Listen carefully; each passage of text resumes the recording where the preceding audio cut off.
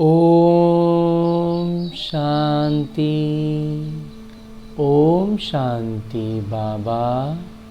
आज 17 अगस्त 2024 है और आज हम अध्ययन करने जा रहे हैं परम पिता परमात्मा के अनमोल महावाक्यों को, मुरली को।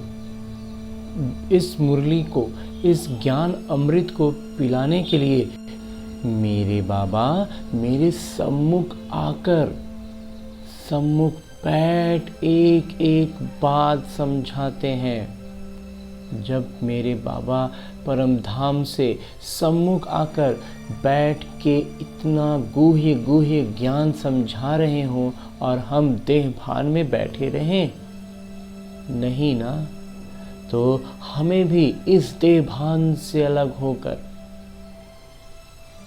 बिल्कुल आत्माभिमानी स्थिति में स्थित होकर, यानी सूक्ष्म शरीर के साथ, क्योंकि बाबा ने भी शरीर का आधार लिया है, तो हमें भी इस मुरली को सुनने के लिए सूक्ष्म शरीर को रखना होगा। तो हम सूक्ष्म शरीर के साथ परमात्मा के इस अनमोल महावाक्यों को सुनते हैं और धारण करते हैं। तो जब आत्माभिमानी स्थिति में स्थित होना ही है और परमात्मा का अनमोल ज्ञान ग्रहण करना ही है, तो क्यों ना अपने संबंध संपर्क की सारी आत्माओं को साथ लेकर चलें। चलें मधुबन की धरा पर, जहाँ साकार रूप में बाबा ने ये ज्ञान मुरलियाँ चलाई थीं। तो उस वातावरण में परमपिता परमात्मा के सम्मुख उपस्थिति में और मम्मा की वीणा की उस धुन में, जो पवित्रता के प्रकंपनों से पूरा माहौल परमपिता परमात्मा के प्रेम से लवलीन करने वाला होता है, उस माहौल में स्थित होकर पूरी तरह से आत्म अभिमानी बनकर सुनते हैं मुरली। आत्म अभिमानी होना है तो स्वमान में रहना होगा। स्वमान ही हमें बाबा समान बनाता है। तो इस आत्माभिमानी स्थिति में स्थित होने के लिए आज के लिए हमारा स्वमान है कि मैं दिल तख्त नशीन आत्मा हूँ। मेरे बाबा ने मुझे अपने दिल में स्थान दिया है, तो मेरा दिल कितना साफ होना चाहिए, कर्म कितने श्रेष्ठ और स्थिति कितनी श्रेष्ठ हो गई। तो इस स्वमान के अनुसार अपने आप को बाबा के दिल तख्त पर आसीन समझकर चलते हैं मधुबन में और अपने सारे संबंध संपर्क की आत्माओं का आवाहन कर लेते हैं और उनके साथ उपस्थित होते हैं मधुबन में पांडव भवन के द्वार पर। मैं आत्मा अपने इस शरीर से, स्थूल शरीर से अलग सूक्ष्म शरीर के साथ मन की गति से एक क्षण से भी कम समय में पहुंच गया हूँ मधुबन में पांडव भवन के द्वार पर, और मुझ आत्मा के साथ, मुझ आत्मा के इस किरदार के संबंध संपर्क में जो भी आत्माएं हैं उन सब को लेकर उपस्थित हो चुका हूँ सूक्ष्म रूप से। और अब हम पांडव भवन के द्वार के भीतर प्रवेश करते हैं, तो सामने श्री कृष्ण की वो सुसज्जित तस्वीर जो ये संदेश देती है कि स्वर्ग आ रहा है और नरक जा रहा है। परंतु साथ में आई जो संबंध संपर्क की आत्माएं हैं वो इस बात में थोड़ा मूंझती हैं, क्योंकि लौकिक रीति से भी जब सुबह के 4 बजे का लगभग समय होता है, वो नींद के गहरे होने का सबसे प्रगाढ़ समय है। बिल्कुल वैसे ही इस अलौकिक रीति से हम ये देखते हैं कि अभी कलयुगी प्रवृत्तियां पूरे उफान पर हैं। यही वजह हो जाती है कि ये जो बच्चे अभी बाबा पर पूरा निश्चय नहीं कर पाए हैं वो थोड़ा मूंझ जाते हैं। बहुत से बच्चे ऐसे हैं जो कहने को तो इस अज्ञान नींद से जाग रहे हैं, लेकिन नींद का प्रभाव इतना ज़्यादा है कि बस बिस्तर पर उठकर बैठे हैं, बिस्तर से निकल नहीं पा रहे। बाबा द्वारा उठाए जाने पर बाबा भी सब हर एक बच्चे को उठा रहे हैं, लेकिन ऐसे में कुछ बच्चे तो उठकर पूरा बिस्तर से बाहर आकर अपने दिनचर्या में लग जाते हैं और कुछ वहीं पर बैठे बैठे बस हाँ उठ रहे हैं, हाँ उठ रहे हैं, नींद और जागृति के बीच युद्ध करते रह जाते हैं। तो इसलिए हमें इस अवस्था में मूंझ कर नहीं रहना, क्योंकि वैसा उठा हुआ व्यक्ति उठे हुए की गिनती में नहीं आता, वो सोए हुए से एक के बराबर में ही हो जाएगा। इसलिए हम इस बात को, इस संदेश को अपनी स्मृति में एक स्थान देते हुए आगे बढ़ते हैं और चलते हैं बाबा के कमरे में। बाबा के कमरे में जैसे ही मैं आत्मा प्रवेश करता हूँ, मेरे बाबा बाहें फैलाए मुझ आत्मा का इंतज़ार कर रहे हैं और कहते हैं, आओ मेरे बच्चे, बड़ी देर लगा दी आने में। बाबा की ये पुकार और बात सुनकर मैं आत्मा दौड़ के जाके बाबा से लिपट जाता हूँ और बाबा का ये झप्पी ऐसा अनुभव कराता है, इतना सुखदाई होता है कि अपने किरदार के, अपने संबंध संपर्क के, सब आत्माओं के से मिलने वाले दुखों को, दर्द को एकदम से भूल जाता हूँ। बाबा का ये प्यार ऐसे मलहम की तरह काम करता है कि सारा दर्द गायब हो जाता है और मुझ आत्मा के साथ आई संबंध संपर्क की सारी आत्माएं बिल्कुल वैसा ही प्यार और लाड अनुभव कर रही हैं, क्योंकि मेरे बाबा की ये अनोखी विशेषता है कि अपने सूक्ष्म शरीर के साथ वो हर एक आत्मा को यही निज अनुभव कराते हैं कि बाबा उनसे निज तौर पर मिल रहे हैं, उन्हें लाड प्यार कर रहे हैं। सर पर उनका हाथ है। बाबा से ऐसा लाड प्यार पाकर हम अपने दर्द से ऐसे मुक्त हो जाते हैं कि हम अपने जीवन को बड़े अलग साक्षी दृष्टा होकर देख पाने की स्थिति में आते हैं और तब हम अपने जीवन के आदि मध्य अंत को जान पाते हैं। अपना स्वदर्शन का चक्र फिरा पाते हैं। बाबा का ये प्यार स्वदर्शन चक्र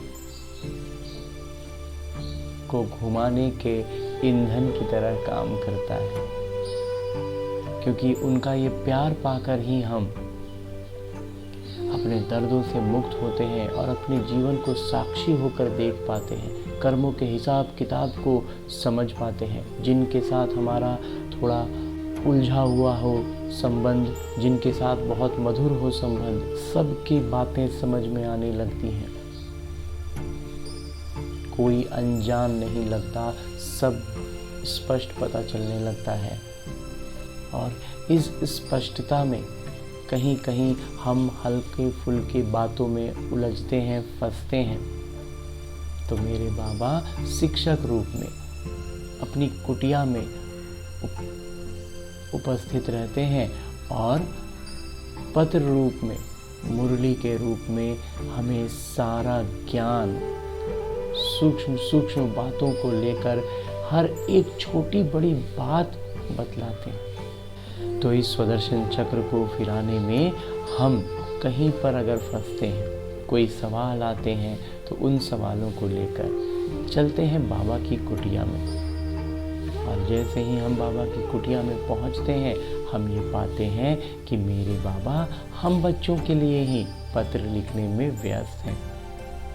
लेकिन हम बच्चों की उपस्थिति से बाबा नज़रें उठाकर हम बच्चों को देखते हैं, और सूक्ष्म शरीर से हमारी नज़रें भी बाबा की नज़रों से जब मिलती हैं, तो मेरे बाबा आँखों से दिल का सारा हाल पढ़ लेते हैं, नज़रों से निहाल कर देते हैं मेरे बाबा।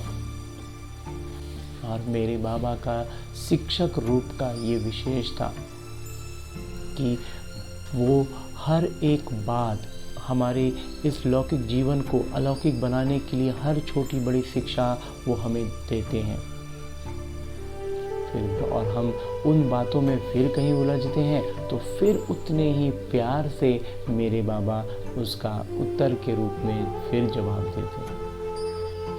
हम बार बार गलतियां करते हैं, फिर भी मेरे बाबा बार बार बड़े प्यार से शिक्षा देते रहते हैं। और ऐसा अनोखा ज्ञान का भंडार भरकर मुरली के रूप में बाबा मुझ आत्मा को देते हैं।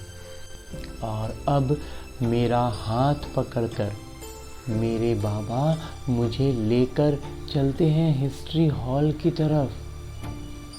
मधुबन के इस धरा पर मैं सूक्ष्म शरीर के साथ अपने पिता, अपने शिक्षक, अपने सद्गुरु, अपने भगवान का हाथ पकड़ के साथ चल रहा हूँ। वाह मेरा श्रेष्ठ भाग्य, वाह। अपने भगवान का हाथ पकड़कर जब वो मुझे साथ लेकर चलते हैं, तो मेरी खुशी का पारा 7वें आसमान पर पहुंच जाता है। अब हम हिस्ट्री हॉल में प्रवेश करते हैं, और मेरे साथ आई जितनी भी संबंध संपर्क की आत्माएं हैं, सब ये अनुभव कर रही हैं कि भगवान उनका हाथ पकड़कर उन्हें लेकर चल रहे हैं। भगवान के साथ का अनुभव उन्हें महसूस होता है। और इसके बाद बाबा सबको लेकर पहुंच जाते हैं हिस्ट्री हॉल में, जहां मम्मा पहले से विराजमान है और वीणा बजा रही हैं। मम्मा बाबा के सम्मुख हम सारी आत्माएं बैठ जाते हैं, और मम्मा की इस वीणा की धुन में हम बहुत उच्च पवित्र प्रकंपनों में और परमात्मा प्यार में लवलीन कर देने वाले इस संगीत में, बाबा के प्यार में आनंद से भर उठते हैं। और इस पवित्र वातावरण में आनंदमयी स्थिति में स्थित होकर अध्ययन करते हैं। अपने हाथों में मुरली को लेकर उसको पढ़ते हैं। बाबा ने कहा, मीठे बच्चे, विनाशी शरीरों से प्यार न करके अविनाशी पिता से प्यार करो, तो रोने से छूट जाएंगे। हाँ जी बाबा। आगे प्रश्न रूप में बाबा कहते हैं कि अनराइटियस प्यार क्या है और उसका परिणाम क्या होता है। गलत मार्ग, प्यार का विकारी रूप जब उसमें आ जाता है, वो वाला जब प्यार आता है, तो उसका परिणाम क्या है। उत्तर बतलाते हैं मेरे बाबा कि विनाशी शरीरों में मोह रखना अनराइटियस प्यार है। वो कहीं ना कहीं वो मोह भी क्या है, विकार है। तो हमारे प्यार में विकार घुल मिल गया, तो वो अनराइटियस हो गया, गलत हो गया। जो विनाशी चीज़ों में मोह रखते हैं वो रोते हैं। देह अभिमान के कारण रोना आता है। सतयुग में सब आत्म अभिमानी हैं, इसलिए रोने की बात ही नहीं रहती। जो रोते हैं वो खोते हैं। रोने का मतलब बाबा कहते हैं खोना। अविनाशी पिता की अविनाशी बच्चों को अब शिक्षा मिलती है। देही अभिमानी बनो तो रोने से छूट जाएंगे। आत्माभिमानी स्थिति में जहाँ स्थित होए फिर हम रोने से छूट जाएंगे।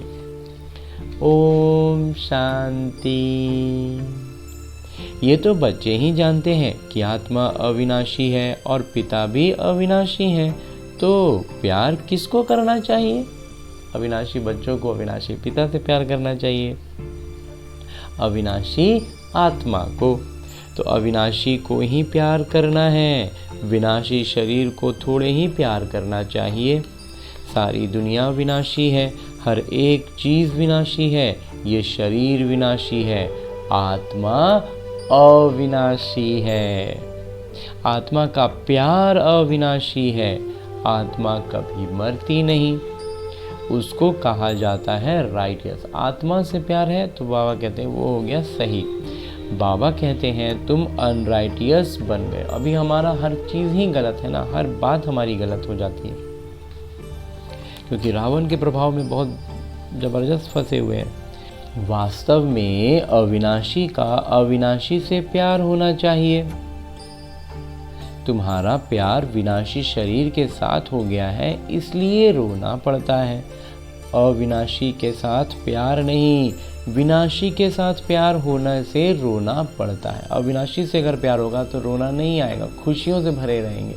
विनाशी से प्यार करेंगे तो रोना पड़ता है। अभी तुम अपने को अविनाशी आत्मा समझते हो तो रोने की बात नहीं, क्योंकि आत्म अभिमानी है।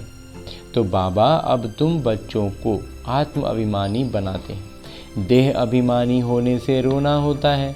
विनाशी शरीर पिछाड़ी में रोते हैं। विनाशी शरीर है और उसके पीछे रोते हैं। समझते भी हैं आत्मा मरती नहीं। बाबा कहते हैं अपने को आत्मा समझो। तुम अविनाशी पिता के बच्चे अविनाशी आत्मा हो, तुमको रोने की दरकार नहीं। आत्मा एक शरीर छोड़ जाए दूसरा किरदार निभाती है, तो ये खेल है। तुम शरीर में ममत्व क्यों रखते हो? देह सहित देह के सब संबंधों से बुद्धि योग तोड़ो। अपने को अविनाशी आत्मा समझो। आत्मा कभी मरती नहीं। गायन भी है, जो रोया सो खोया। आत्म अभिमानी बनने से ही लायक बन जाएंगे। तो बाबा आकर देह अभिमान से आत्म अभिमानी बनाते हैं। देह भान से हटा के आत्म अभिमानी बनाते हैं मेरे बाबा। कहते हैं तुम कैसे भूले हुए हो, जन्म जन्मांतर तुमको रोना पड़ा है, अब फिर से तुमको आत्म अभिमानी बनने की शिक्षा मिलती है। फिर तुम कभी रोएंगे ही नहीं। एक बार जब हम स्वर्ग में पहुंच गए तो फिर रोने का तो दरकार ही नहीं है। ये है रोने वाली दुनिया, वो है हंसने की दुनिया। ये दुख की दुनिया, वो सुख की दुनिया। बाबा बहुत अच्छी रीति से शिक्षा देते हैं कैसे इस दुख की दुनिया को छोड़कर हमें सुख की दुनिया में चले जाना है। तो अविनाशी पिता की अविनाशी बच्चों को शिक्षा मिलती है। वो देह अभिमानी हैं तो देह का ही देख शिक्षा देते हैं। वो शरीर के भान में रहते हैं तो शरीर वाली शिक्षा देते हैं। तो देह की याद आने से फिर रोते हैं। फिर जब शरीर की याद आती है तो फिर रोते हैं। देखते भी हैं शरीर खत्म हो गया, फिर उनको याद करने से क्या फ़ायदा। मिट्टी को याद किया जाता है क्या? मिट्टी को कभी हम याद करते हैं? अविनाशी चीज़ ने जाकर दूसरा शरीर लिया। जो अविनाशी आत्मा है वो ये शरीर तो छोड़ा, फिर जाके दूसरा शरीर लिया ना। ये तो बच्चे जानते हैं। जो अच्छा कर्म करता है उनको फिर शरीर भी अच्छा मिलता है। कोई को खराब रोगी शरीर मिलता है, वो भी कर्मों के अनुसार, कर्म के हिसाब से शरीर कैसा मिलेगा। ऐसा नहीं कि अच्छा कर्म किया तो ऊपर चले जाएंगे। नहीं, ऊपर तो कोई जा नहीं सकते। जब तक मेरे बाबा अवतरित होकर ज्ञान देकर पवित्र बनाकर लेकर नहीं जाएंगे अपने साथ, तब तक नहीं जा सकते। अच्छे कर्म किए हैं तो अच्छा कहलाएंगे, जन्म अच्छा मिलेगा, फिर भी नीचे उतरना ही है। लेकिन ये ड्रामा के अनुसार धीरे धीरे नीचे उतरेंगे ही। तुम जानते हो कि हम चढ़ते कैसे। अब हमें बाबा ने ज्ञान दे दिया है कि चढ़ना कैसे है। भल अच्छे कर्मों से कोई महात्मा बनेगा, फिर भी कला तो कम होती ही जाएगी। बाबा कहते हैं फिर भी ईश्वर को याद कर अच्छा कर्म करते हैं तो उनको अल्पकाल क्षण भंगुर सुख देता हूँ। फिर भी सीढ़ी नीचे तो उतरना ही है, नाम करके अच्छा हो।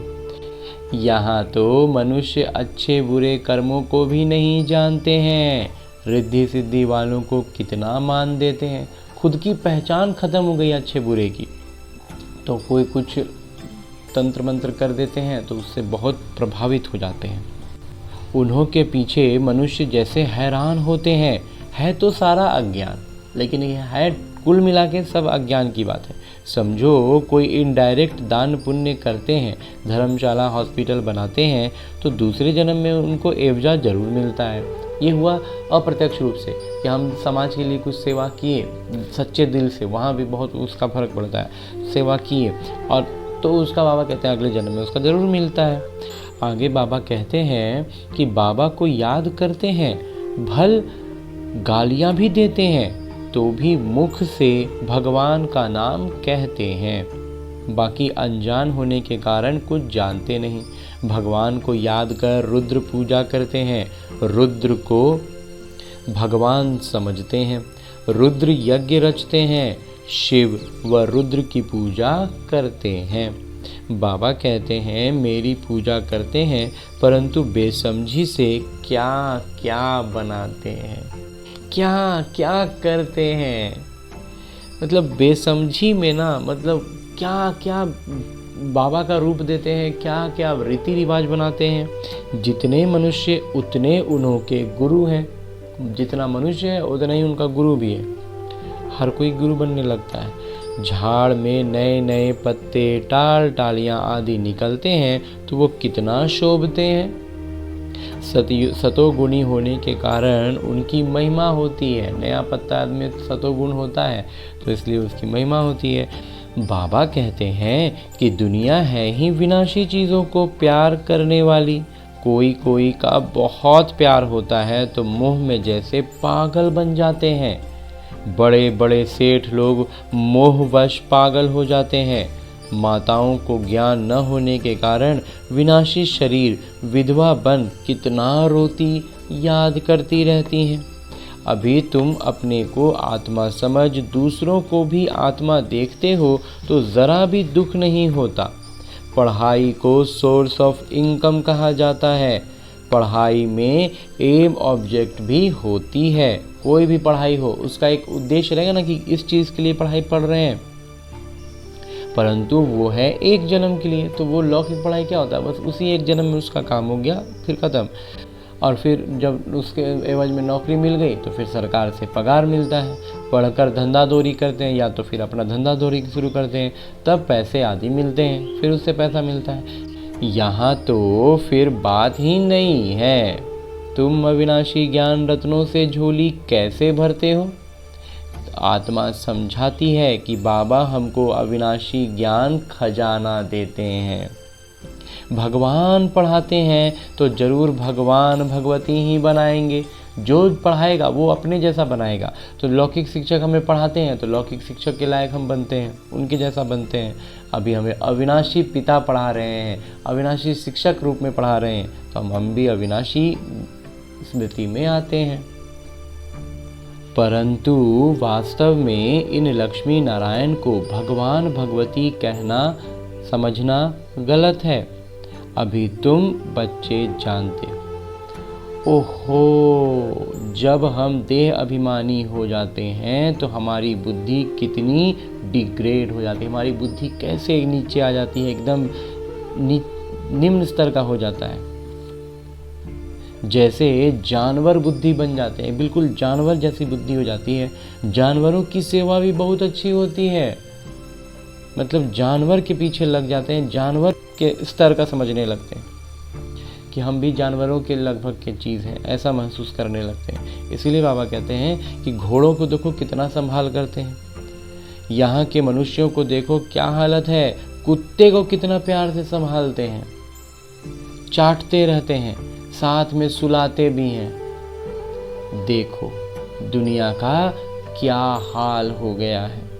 वहाँ सतयुग में ये धंधा होता नहीं, ये घोड़ों की रेस और कुत्ते को पास में रखना, ये सब बाबा कहते हैं होता नहीं।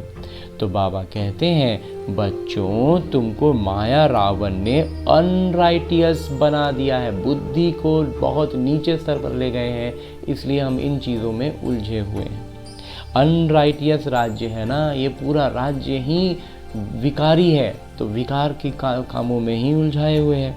मनुष्य अनराइटियस तो सारी दुनिया भी अनराइटियस हो जाती है, और उसके प्रमुख किरदार मनुष्य आत्माओं की है। ये गलत दिशा में बढ़ रहे हैं तो उसके प्रभाव से फिर सारी चीज़ें, प्रकृति भी और इन सब संबंध संपर्क में जो भी आत्माएं आती हैं, जीव आत्माएं आती हैं, वो सब विकारी हो जाती हैं।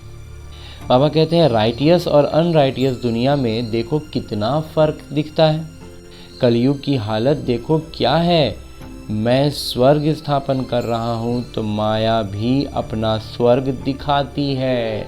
कहते हैं बाबा हथेली पर बहिष्ठ लेकर आए हैं तो माया भी जल्दी जल्दी अपना एकदम एक से एक रूप दिखाना शुरू करता है। टेम्पटेशन देती है, लालच देती है।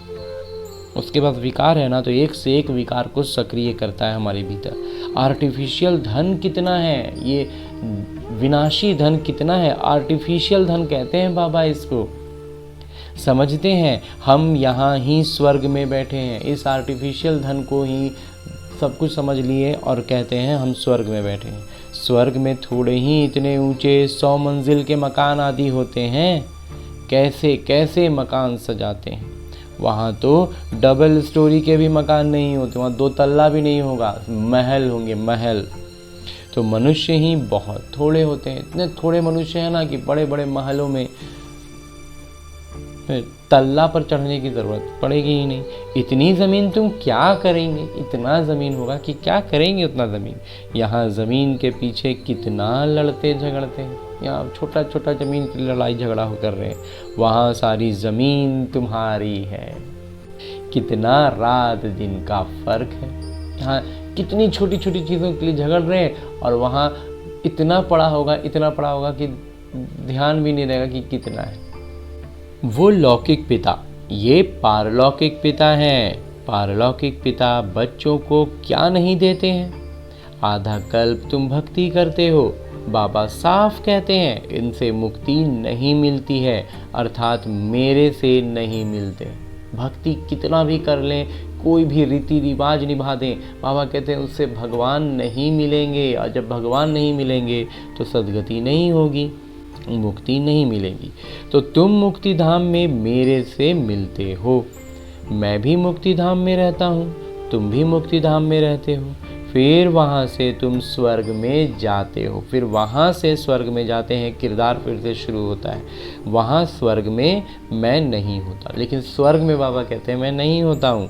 ये भी नाटक है, स्वर्ग में बाबा नहीं रहते हैं, तब तो फिर हम धीरे धीरे, बहुत धीरे ही सही, लेकिन बाबा ने कहा था एक मुरली में कि क्षण दर क्षण हम नीचे उतरते जाते हैं।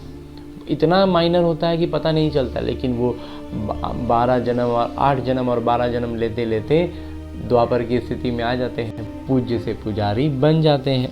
तो इसलिए बाबा की उपस्थिति रहेगी तो हम नीचे आएंगे ही नहीं ना, इसलिए बाबा स्वर्ग में नहीं रहते हैं। फिर हूबहू ऐसे रिपीट होगा, फिर ये ज्ञान भूल जाएंगे, प्रायः लोप हो जाएगा। जब तक संगम युग नहीं आया तब तक गीता का ज्ञान हो कैसे सकता। बाकी जो भी शास्त्र आदि हैं वो हैं भक्ति मार्ग के शास्त्र। बाकी जो भी शास्त्र हैं ना, बाबा कहते हैं वो सब बस भक्ति में अपना अपना सब मनमत के अनुसार अपनी अपनी राय रखते गए। अब तुम ज्ञान सुन रहे हो, मैं बीज रूप ज्ञान का सागर हूँ। तुमको कुछ भी करने नहीं देता, पाँव भी पड़ने नहीं देता। पाँव किसका पड़ेंगे, शिव बाबा के तो पाँव हैं नहीं, ये तो ब्रह्मा के पाँव पड़ना हो जाएगा। तो मैं तो तुम्हारा गुलाम हूँ, बाबा इतना ऐसा बात बोलते हैं, उनको कहते हैं निराकारी निरहंकारी। सो भी जब वो किरदार में आए तब तो निरहंकारी कहे जाएं, जब बाबा भी अपने किरदार में आएंगे तब तो निरहंकारी होंगे ना। तो बाबा तुम्हें अथाह ज्ञान देते हैं, ये है अविनाशी ज्ञान रत्नों का दान। फिर जो जितना लेवे, बाबा तो खुले हाथ से लुटा रहे हैं, जो जितना ले लो। अविनाशी ज्ञान रत्न लेकर फिर औरों को दान करते जाओ। इन रत्नों के लिए ही कहा जाता है एक एक रत्न लाखों का है। कदम कदम पर पदम देने वाला तो ये एक ही पिता है। सेवा पर बड़ा ध्यान देना चाहिए। तुम्हारा कदम है याद की यात्रा, उनसे तुम अमर बन जाते हो। वहाँ मरने आदि का फिक्र होता ही नहीं। एक शरीर छोड़ दूसरा लिया। मोहजीत राजा की कथा भी सुनी होगी। ये तो बाबा बैठ समझाते हैं। अब बाबा तुमको ऐसा बनाते हैं, अभी की ही बातें हैं। रक्षाबंधन का पर्व भी मनाते हैं। ये कब की निशानी है? कब भगवान ने कहा कि पवित्र बनो? ये मनुष्यों को क्या पता कि नई दुनिया कब, पुरानी दुनिया कब होती है? किन्हीं को पता ही नहीं है।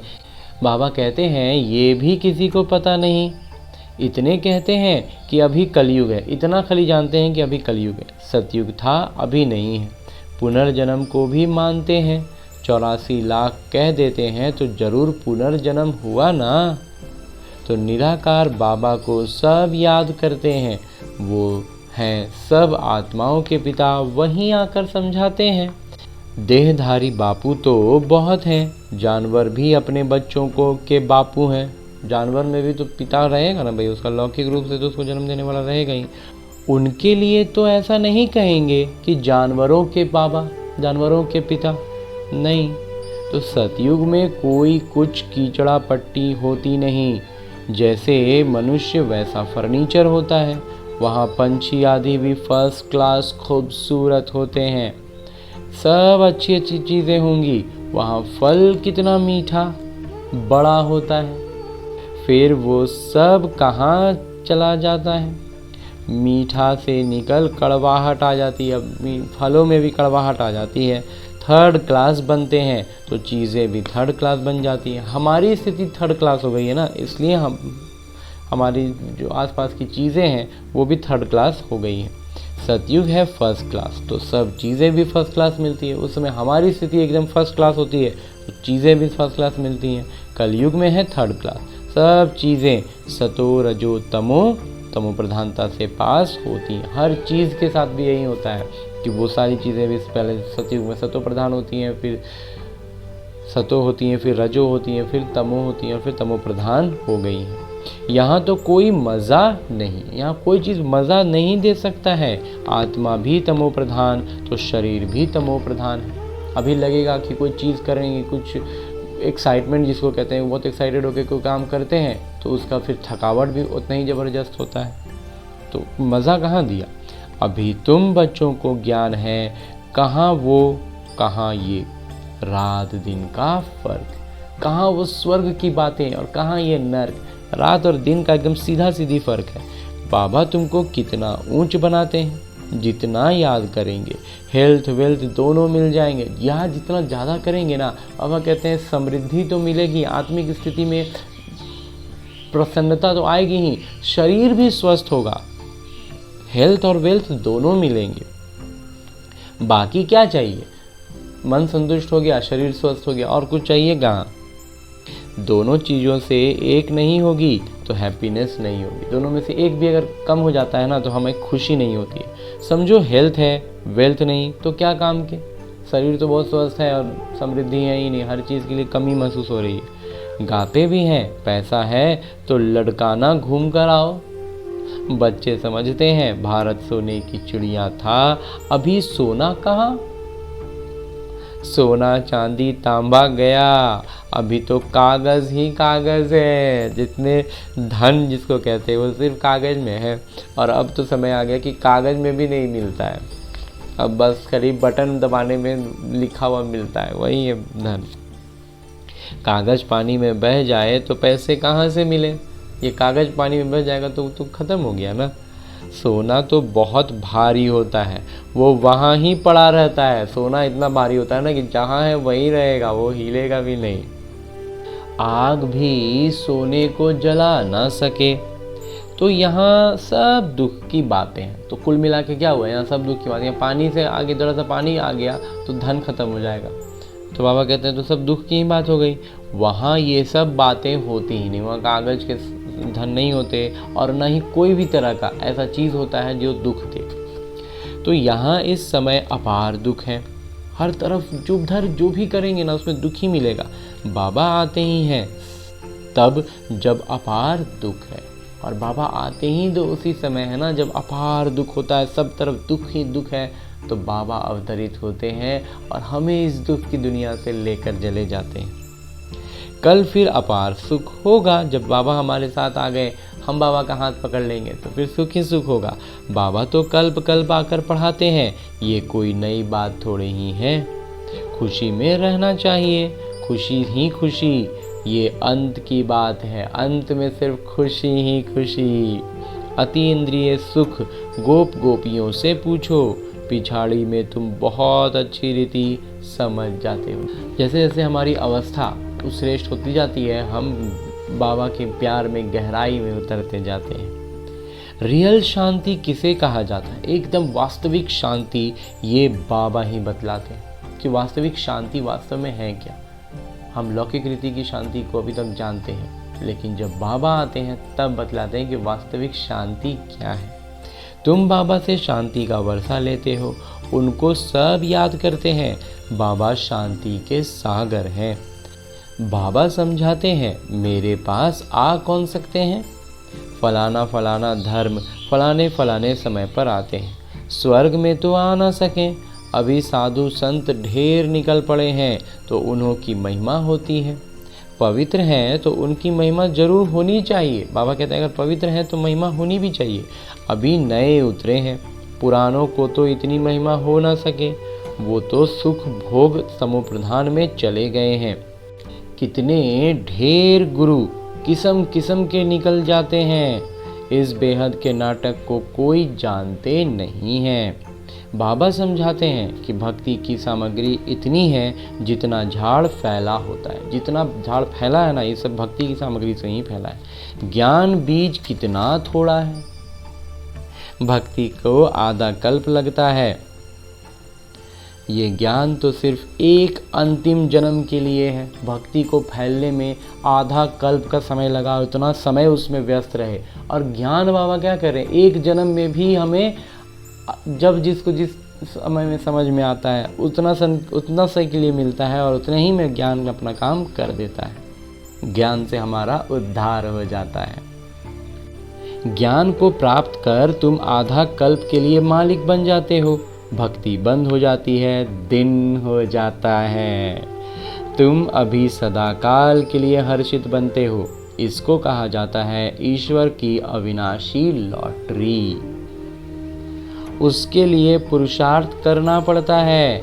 ईश्वरीय लॉटरी और आसुरी लॉटरी में कितना फर्क है।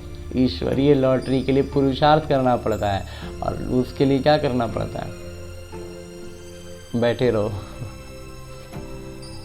अच्छा, मीठे मीठे सिकिलदे बच्चों प्रति माता पिता बाबा का याद प्यार और आशीर्वाद। रूहानी पिता की रूहानी बच्चों को नमस्ते। हम रूहानी बच्चों की ओर से रूहानी माता पिता को बाबा को याद प्यार और प्रणाम। धन्यवाद बाबा, धन्यवाद। मुरली के लिए भी धन्यवाद, और इस अनूठे अलौकिक ब्राह्मण जीवन के लिए भी बहुत बहुत बहुत धन्यवाद बाबा, बहुत धन्यवाद। आगे आज की मुरली से लिए गए वो प्रमुख बिंदु हैं जिन्हें हमें अपने ब्राह्मण जीवन में धारण कर देवता बनना है। उसमें सबसे पहले है कि तुम्हारा याद के हर कदमों में पदम है, इससे ही अमर पद प्राप्त करना है। हमारी याद की हर कदम में बाबा पदम देंगे, तो इससे हमारा क्या होगा, अमर बन जाएंगे, हमें अमरता का बोध होगा। तो अविनाशी ज्ञान रत्न जो बाबा से मिलते हैं उनका दान करना है, तो जितना दान करेंगे उतना बढ़ेगा। दूसरा है कि आत्म अभिमानी बन अपार खुशी का अनुभव करना है। जब आत्म अभिमानी स्थिति में आएंगे तो स्वाभाविक तौर पर हमें खुशी होने लगेगी, क्योंकि खुशी का संस्कार मेरा निज संस्कार है। सुख स्वरूप आत्मा मैं हूँ, ये स्मृति आती है तो हम सुखी रहेंगे, खुश रहेंगे।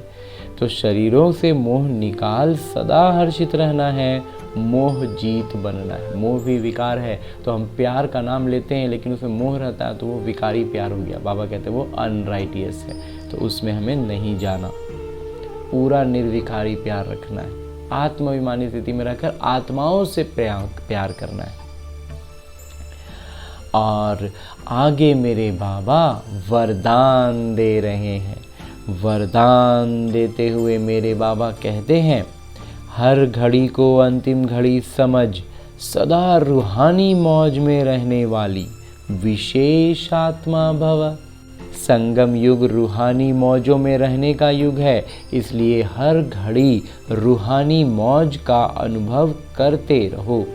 कभी किसी भी परिस्थिति या परीक्षा में मूंझना नहीं, क्योंकि ये समय अकाले मृत्यु का है। थोड़ा समय भी अगर मौज के बजाय मूंझ गए और उसी समय अंतिम घड़ी आ जाए तो अंतमति सो गति क्या होगी। बस बोलेंगे हम तो हमेशा याद में रहते हैं, अभी जरा सा मूंझे थे और उसी समय विनाश आ गया, क्या करेंगे। उस समय का जो स्थिति रहेगा उसी के अनुसार फाइनल रिजल्ट बन जाएगा।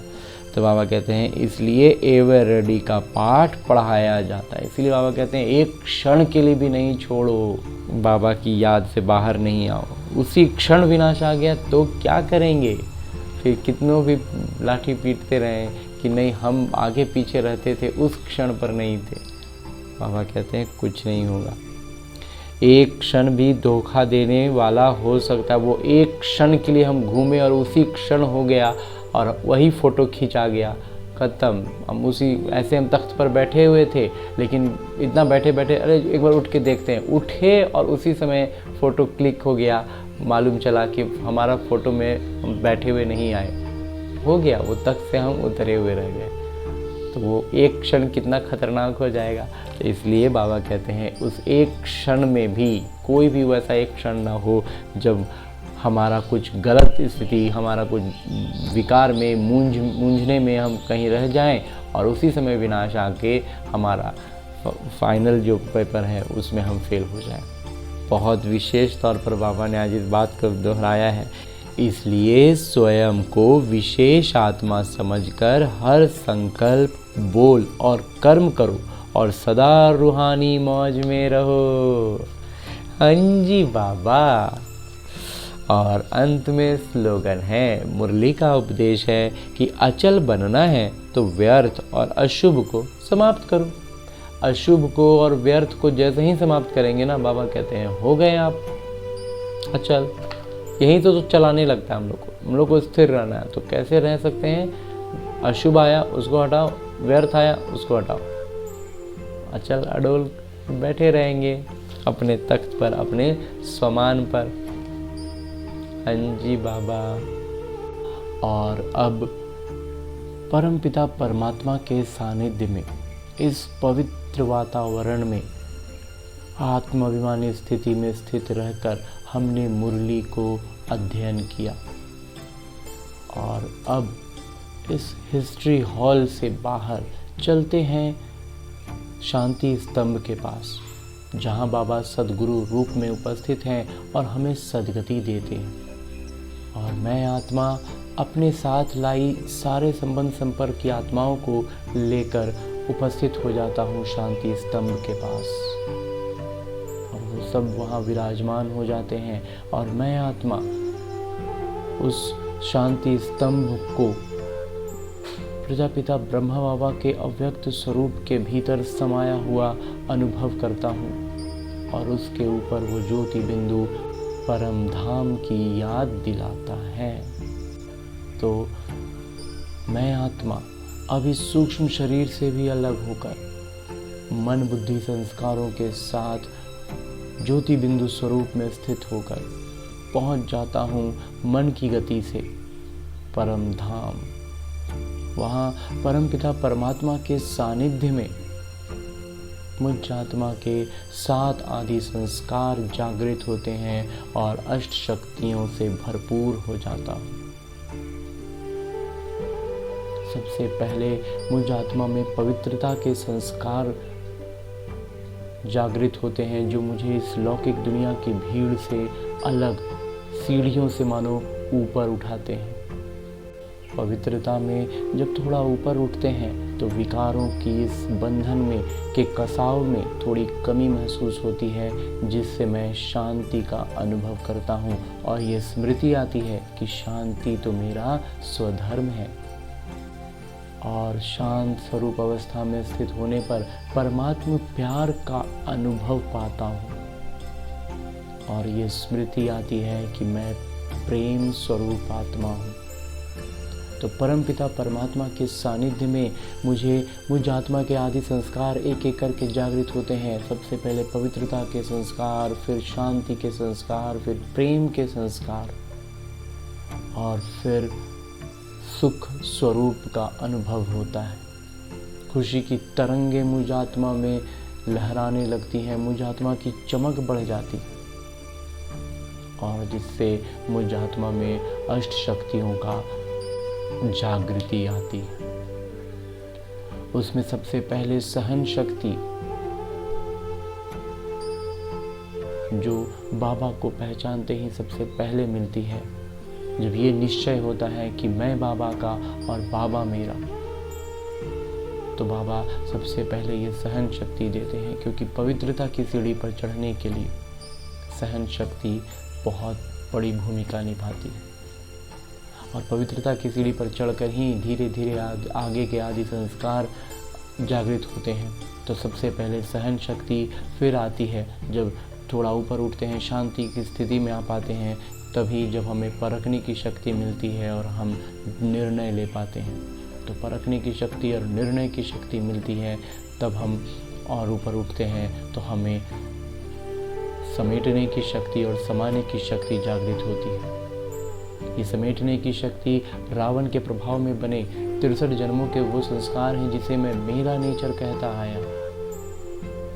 इस मेरा नेचर को समेट कर अपने जीवन से बाहर करने की शक्ति, और वही संस्कार, विकारी संस्कार जो अन्य आत्माओं में हैं, जो मुझ आत्मा के संबंध संपर्क में आते हैं, उनको सकारात्मकता में परिवर्तन कर समा लेने की शक्ति भी जागृत होती है।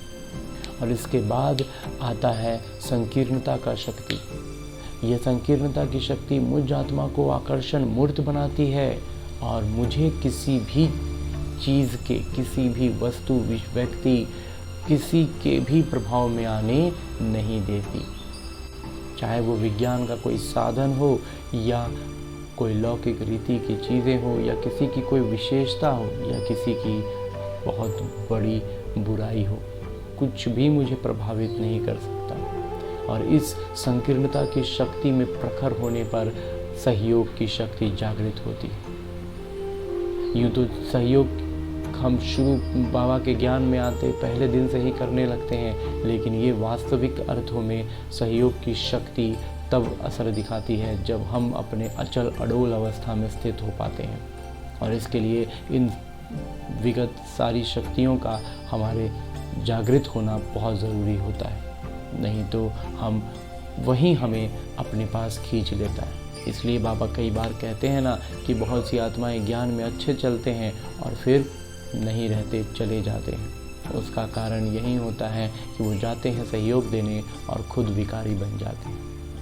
तो इन 7 शक्तियों में भरपूर होकर इनका बार बार अभ्यास करके हमारे भीतर 8वीं शक्ति जागृत होती है, जिसका अभ्यास का समय नहीं मिलता, और वो होता है जीवन में आखिरी क्षण। विनाश की वो घड़ी कब किस आत्मा के सामने किस रूप में आएगी, इसका कुछ भी पहले से पता नहीं होगा। उसे हमें सामना करना होगा और उस सामना करने में भी उसका उत्तर एक क्षण में देना होगा। तो ये सिर्फ अभ्यास से आएगा। क्योंकि एक प्रश्न का उत्तर देना और दूसरा होता है प्रश्न का उत्तर एक क्षण में देना, तो दोनों में फ़र्क सिर्फ अभ्यास का है। तो हमें ये अभ्यास बढ़ाना है, इन 7 शक्तियों का अपने दिन में, दिनचर्या में बार बार ये अभ्यास करना है। बार बार परम धाम की यात्रा करनी है, जिसमें हम अपने इन 7 आदि संस्कारों को और अष्ट शक्तियों को जागृत करेंगे और उसे अपने जीवन में अपनाते रहेंगे। तो ऐसे अष्ट शक्तियों की जागृति के बाद मुझ आत्मा में ज्ञान का संस्कार उभरता है, क्योंकि अभी तक मुझ आत्मा के संस्कारों पर रावण का इतना प्रभाव है कि विकारी संस्कारों से मैं आत्मा पतित हो गया हूँ। और इसी आत्मा की पतित अवस्था को बाबा बदलने के लिए आए हैं। तो परम धाम की यात्रा में मुझ आत्मा का ये संस्कार भी बदलकर ज्ञान का संस्कार बन जाता है। और 7वां आदि संस्कार आनंद का संस्कार मुझ आत्मा के चारों ओर एक औरा बनाता है। जिस औरा में, जिस घेरे में सिर्फ परमात्मा प्यार और पवित्रता के प्रकंपन होते हैं और इसके चारों ओर बस वहीं बिखरता है। इस घेरे के भीतर कोई विकार कुछ भी प्रवेश नहीं कर सकता। ऐसे श्रेष्ठ अनुभव में हम जितनी देर रहना चाहें रह सकते हैं। और अब हम परम धाम से वापस आते हैं अपने सूक्ष्म शरीर में, जो अभी उपस्थित है पांडव भवन में शांति स्तंभ के पास। और जहाँ मुझ आत्मा के साथ आई संबंध संपर्क की सारी आत्माएं विराजमान हैं, उन सबको मैं अब शक्तिशाली साकाश देने की स्थिति में अवतरित होता हूँ। क्योंकि परम धाम की यात्रा करके हम जब आते हैं तो आदि संस्कारों की स्मृति में और अष्ट शक्तियों की जागृति के साथ होते हैं। तो ज्ञान प्रकाश और योग शक्ति मिलकर साकाश बनते हैं, जो मुझ आत्मा से, मुझ आत्मा के संबंध संपर्क की सारी आत्माओं को मिल रहे हैं। और इस श्रेष्ठ अवस्था का हम दिन में जब भी जितनी बार चाहें अभ्यास करते रहें। और इसी श्रेष्ठ अवस्था में स्थित रहते हुए अव्यक्त रूप से मेरे बाबा यहाँ मुरली सुनने के बाद एक इशारा भी देते हैं। और अव्यक्त इशारा देते हुए मेरे बाबा कहते हैं, सदा विजयी रहने के लिए याद की छत्र छाया में रहो। जो सदा छत्र छाया के अंदर रहते हैं वे सर्व प्रकार के माया के विघ्नों से सुरक्षित रहते हैं। उन पर किसी भी प्रकार से माया की छाया पड़ नहीं सकती। जब बाबा की छत्र छाया में है, मतलब क्या हुआ, हम बाबा की गोद में हैं। तो बाबा की गोद में जब हम हैं तो बाबा के आसपास कोई विकार आएगा क्या? नहीं ना। तो फिर हमारे आसपास भी नहीं हुआ। तो हमें कहाँ रहना है? हमेशा बाबा की छत्र छाया में रहना है। तो माया का विकार का छाया भी नहीं पड़ेगा हमारे ऊपर। ये 5 विकार दुश्मन के बजाय दास बनकर सेवाधारी बन जाते हैं। और जब हम ऐसी स्थिति में रहते हैं, बाबा की गोद में चढ़े रहते हैं ना, तो बाबा के सामने ये विकार क्या रहेंगे? दास दासी बन जाएंगे और दास दासी बनकर सेवा करेंगे। तो बाबा कहते हैं, जैसे विष्णु के चित्र में दिखाते हैं कि सांप ही शैया और सांप ही छत्र छाया बन गए। ये है विजयी की निशानी। उस सोने की सैया बन गए हैं और उस पर बहुत सुकून से विष्णु जी लेटे हुए रहते हैं। तो ये अवस्था हमें, विष्णु क्या है भक्ति मार्ग में हमने देखा, तो बस विष्णु का रूप वो उसी बात की स्मृति है कि विकारों को इस कदर अपने अधीन कर लिया कि वो अब सेवाधारी बन गए हैं, सेवा में लगे हुए, सैया बने हुए हैं और उस पर सुकून की बंसी बजा रहे हैं। तो इस अवस्था को पाना है। ये श्रेष्ठ इशारा मेरे बाबा अव्यक्त रूप से देते हैं कि हमें इस अवस्था तक पहुंचना है और यहीं पहुंचना ही है। युद्ध के मैदान पर जब तक खड़े रहेंगे, बाबा ने कह दिया अभी हाल फिलहाल एक दो दिन के पहले की मुरली में बाबा ने कहा था, जो युद्ध के मैदान में है उसकी कोई गारंटी नहीं है। तो हमें युद्ध के मैदान में नहीं रहना है ना, हमें इसी तरह विकारों को अपना दास दासी बनाकर अपने अधीन कर देना है, अपनी सेवा में लगा के रखना है। तो ऐसे श्रेष्ठ समान, श्रेष्ठ अव्यक्त इशारे पाकर ज्ञान मुरली की एक एक बात का गूंज को कान में महसूस करते हुए अब लौटते हैं अपने लौकिक शरीर में, इस उद्देश्य के साथ कि जो भी बाबा ने ज्ञान दिया है, जो भी बाबा बातें बतलाते हैं, जो इशारे देते हैं, उन सब को अपने वास्तविक जीवन में हम अपनाएंगे। क्योंकि अभी कल की मुरली में बाबा ने कहा था कि बार बार एक ही शिक्षा क्यों देनी पड़ती है, क्योंकि उन शिक्षाओं को हम वास्तविक रूप में यथार्थ रीति इस्तेमाल नहीं कर रहे हैं, अपनी अवस्था ऊपर नहीं उठा रहे हैं। तो बस उस अवस्था को ऊपर उठाने के उद्देश्य से ही हम इस लौकिक जीवन में वापस अवतरित होते हैं और अपनी स्थिति को श्रेष्ठ बनाते हैं। अच्छा, ओम शांति।